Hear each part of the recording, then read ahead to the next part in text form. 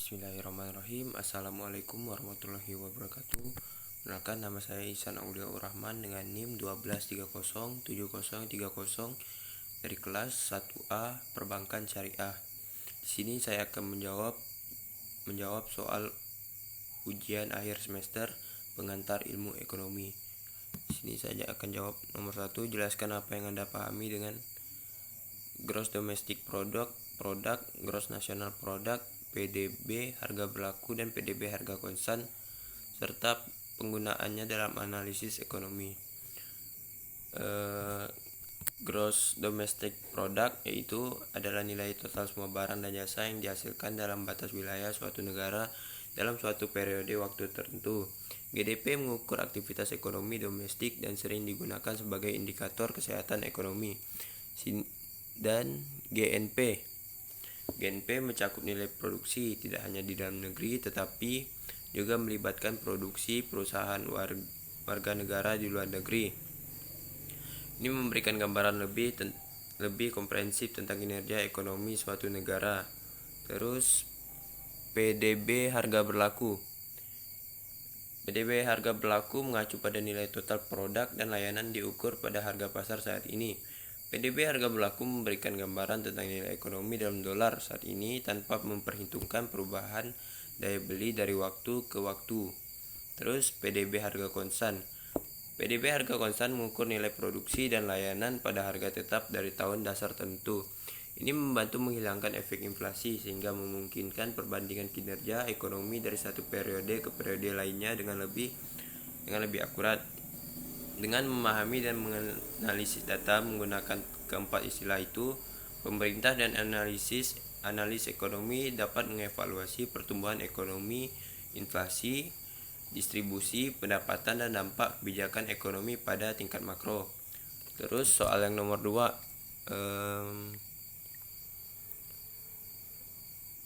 salah fungsi dari uang adalah sebagai standar pembayaran di masa mendatang. Dari fungsi uang tersebut, kita memahami bahwa uang harus mempunyai nilai yang stabil. Berikan analisis Anda pada rupiah berkenaan dengan fungsi tersebut ditinjau dari kacamata ekonomi Islam. Dalam perspektif ekonomi Islam, stabilitas nilai uang termasuk rupiah sangat penting untuk mewujudkan keadilan ekonomi. Uang yang memiliki nilai stabil memberikan kepastian dalam transaksi ekonomi dan menghindarkan masyarakat dari resiko ketidaksetaraan dalam konteks rupiah. Penting bagi otoritas moneter untuk menjaga stabilitas nilai mata uang melalui kebijakan yang sesuai dengan prinsip-prinsip ekonomi Islam, seperti menghindari inflasi yang berlebihan atau fluktuasi nilai yang tidak stabil.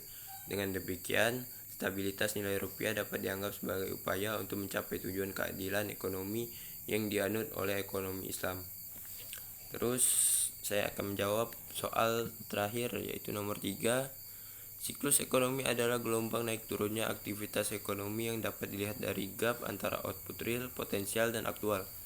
Jelaskan secara singkat kenapa gap antara output real dan output potensial bisa terjadi, dan kebijakan apa saja yang dapat diambil pemerintah untuk mengendalikan aktivitas ekonomi pada kondisi yang diinginkan.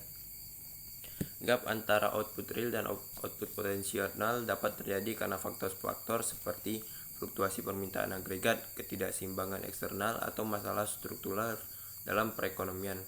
Pemerintah dapat mengambil kebijakan fiskal seperti stimulus atau pemangkasan anggaran serta kebijakan moneter seperti mengubah suku bunga untuk mengendalikan aktivitas ekonomi dan mendekatkan output real pada output potensial. Selain itu, reformasi struktural untuk meningkatkan efisiensi dan produktivitas juga dapat menjadi langkah yang diperlukan. Baik, itu saja jawaban soal UAS pengantar ilmu ekonomi dari saya. Kurang lebihnya mohon maaf. Jika ada kesalahan mohon dimaafkan. Billahi taufiq wal hidayah. Wassalamualaikum warahmatullahi wabarakatuh.